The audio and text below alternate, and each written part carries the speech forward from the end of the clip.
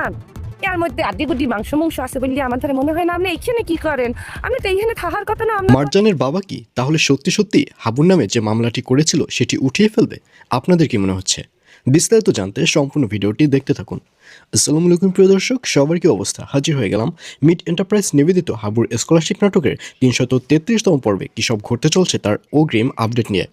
হ্যাঁ ভিউয়ার্স, আপনারা অলরেডি দেখতে পেরেছেন যে মারজানকে দেখে মারজানের বাবা অনেক বেশি খুশি হবে। তবে মারজানের বাবা হচ্ছে একজন স্বার্থপর লোক। সে তার মেয়েকে দেখে যতই খুশি হোক না কেন এবং তার মেয়েকে যতই বলুক না কেন যে হাবুর নামের মামলাটি উঠিয়ে ফেলবে, আসলে সে কিছুতেই হাবুর নামে করা মামলাটি উঠাবে না। মারজানের বাবাকে দেখা যাবে সে মারজানকে ব্যাপারটি বলে সান্ত্বনা দিলেও মারজান যখন ওই বাড়িতে থাকা শুরু করবে তখন মারজানকে আটকে রাখবে, মারজানকে কোথাও যেতে দিবে না এবং হাবুর নামে যে মামলাটি করেছিল সেটিও আর উইথড্র করবে না।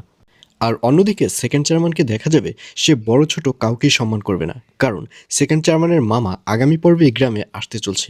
আর এই খুশিতে গ্রামের ছোট বড় সবাইকে তুচ্ছতাচ্ছিল্য এবং অপমান করতে দেখা যাবে সেকেন্ড চেয়ারম্যানকে। আর এছাড়াও থাকবে আরও আশ্চর্য সকল ঘটনা।